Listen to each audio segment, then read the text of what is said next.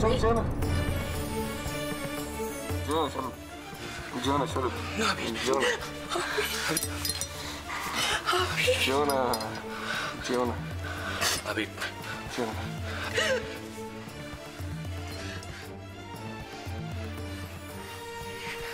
এই প্রথমবার তোমার কোনো কথার অবাধ্য হচ্ছি বৌদি। আমি বলতে বাধ্য হচ্ছি, এই ডাক্তার হিসেবে আমি মনে করি যে শালুক না থাকলে আবিরের এখানে মারাত্মক বিপদ হতে পারে। মারাত্মক বিপদ কেন বুঝতে পারছে না বলো তো? যেখান থেকে বাঁচানোর সাধ্য আমাদের কারণ নেই। এই যে বৌদিন বারবার দেখছো না ঘরের মধ্যে উঠছে দেখছো না, আবার ঘরের মধ্যে চলে যাচ্ছে। চোখটা দেখেছো, স্বাভাবিক দৃষ্টিটা আছে, তুমি দেখো পরক্ষণই তো ঘরের মধ্যে চলে যাচ্ছে। আবিরকে বাঁচাতে গেলে শালুকের প্রয়োজন বৌদি, শালুকের প্রয়োজন। প্লিজ বোঝার চেষ্টা করো একটু।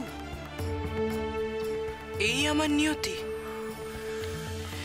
এই আমার কপালে ছিল, এই ছিল আমার কপালে। দিদি ভাই তুমি কি চাও? তুমি তো চাও যে আবির ভালো হয়ে উঠুক, আবির সুস্থ হয়ে উঠুক, আবির তাড়াতাড়ি ভালো হয়ে উঠুক।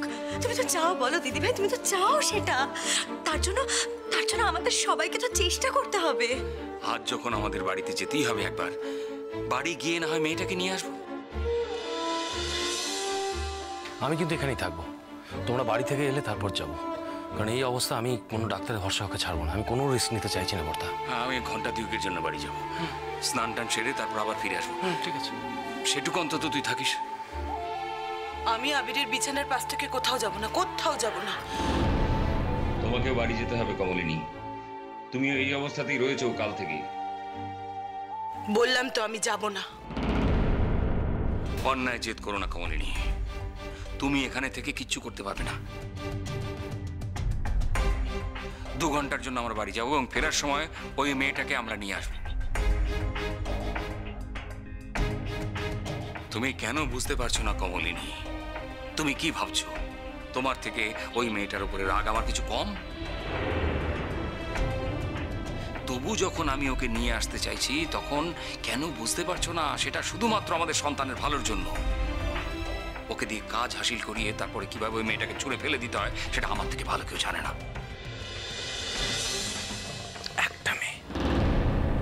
একটা মেয়ে আমাদের সংসারটা তছনছ করে দিল। সেজন্যই তো বলছি যে আমরা ওকে কেন ইউজ করব না। মেয়েটা আমাদের এত বড় ক্ষতি করে দিয়ে গেল, আর আমরা ওর থেকে এইটুকু সুযোগ সুবিধা আদায় করে নেব না? আমি যে এই যে ঘোরের মধ্যে ধর্মর করে বারবার করে উঠে আসছে, তো যে কোনো সময় মারাত্মক ক্ষতি হয়ে যেতে পারে। বারবার তো এই সুযোগ দেওয়া যাবে না ওকে। তার থেকে ও যাকে খুঁজছে, ও যার নাম বারবার বলছে, তাকে যদি দেখতে পায় তো শান্ত হয়ে যাবে। আমরা তো আশা করছি তাতে আস্তে আস্তে ওর চেতনা আসবে, চেতনা ফিরে পাবে। যদি উল্টোটা হয়, ওকে দেখে যদি নিজের কোনো সর্বনাশ ঘটিয়ে ফেলে, যেখান থেকে ওকে আর ফিরিয়ে আনতে পারবো না, তখন কি হবে? সেই চান্সটাও যে নেই বড় বৌদি সেটা নয়, সেই চান্সটাও আছে। তাহলে জেনে শুনে ওই মেয়েটাকে তোমরা কেন এখানে আনতে বলছো? কেন? সে চান্সটা অনেক কম বড় বৌদি, ভালো হয়ে ওঠার চান্সটা অনেক বেশি। তাহলে কোনটা নেব, কোন চান্সটা নেব তুমি বলো? চুপ চুপ চুপ চুপ, এসব কথা কইও না, এসব কথা কইও না। দেখো, কার মাইয়া হয়তো সেই মা হয়তো টেরও পায় নাই, টের পাইলে তো তার হাহাকার কাণ্ড হইব। তোমাকে কইলাম সরে থাক, বুঝছি, যা তাকে কপালে আমি নিজেই সরাইতেছি।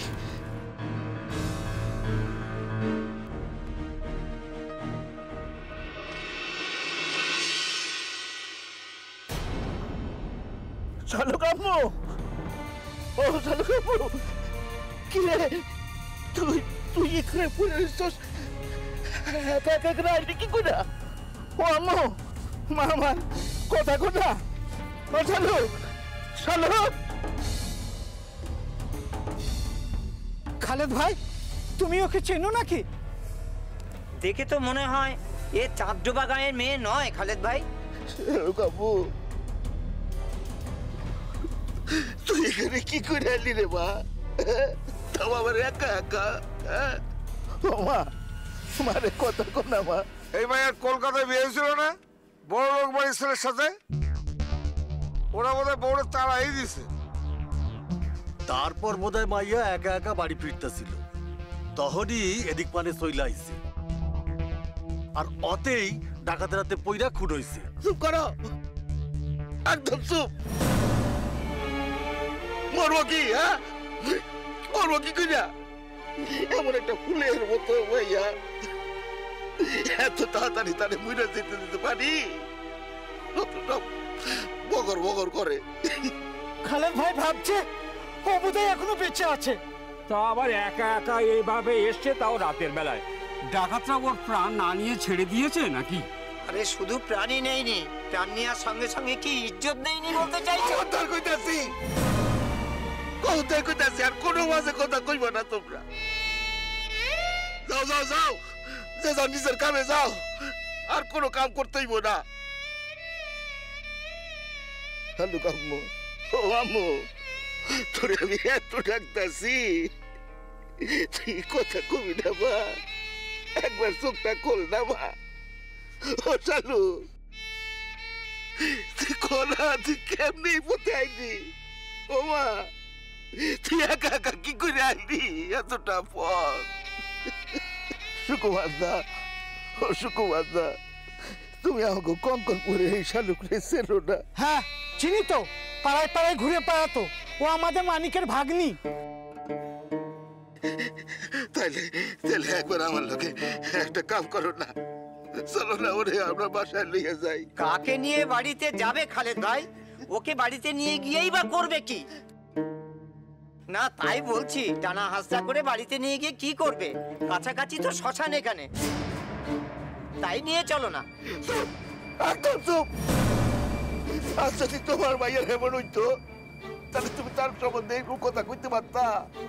কইতে শত সব উল্টা পাল্টা কথা কইতেছে এখানে দাঁড়ায় দাঁড়ায়। শালুক, শালুক রে, শালুক।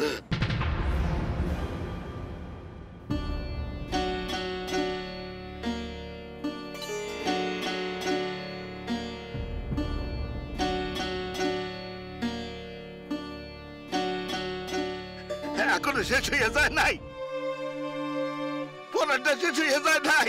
নারী চলতেছে, চলতেছে, তবে খুব আস্তে আস্তে চলতেছে।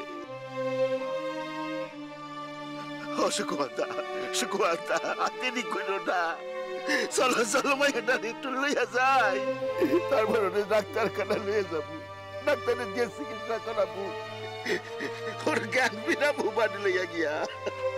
বুঝে আমার আম্মু, আমার মাইয়া সেই 2 বছর থেকে ওরে আমি কোলে পিঠে করে মানুষ করছি। তাড়াতাড়ি তো আমার আম্মুরে আমি চলে যেতে পারি না। মারে একবার চোখটা খোল মা, একবার চোখটা খোল, একবার চোখ খোল মা। তুই কই থেকে এখানে এসে পড়লি রে? একবারও জানতে দাস নাই আমারে।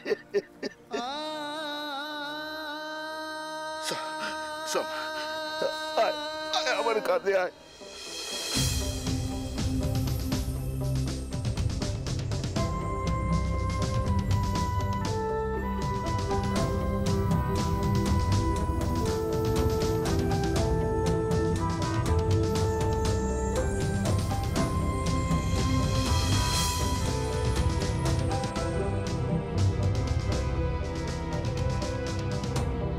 মানিক ভাই বাসায় আছেন নাকি? আরে তাড়াতাড়ি আসেন। কার আবার কি বিপদ হলো কে জানে। তাড়াতাড়ি আসেন মানিক ভাই। হ্যাঁ গো, এই খালেদ ভাইয়ের গলা না? ও তাই তো মনে হয়, খালেদ ভাইয়ের গলা। কার আবার সকালবেলা কি হলো? ও কি? আবার কি? কে? এ খালেদ ভাই, চিনতে পারতেছেন না ভাবি? আমাকে শালুকো। কি হয়েছে? কি হলো কি? আমার নাতির কি হলো? তাহলে কি রাত্রের দুঃস্বপ্ন সত্যি হয়ে গেল? খালেদ মিয়া চুপ করে থাকে না, কো মানে কি হয়েছে?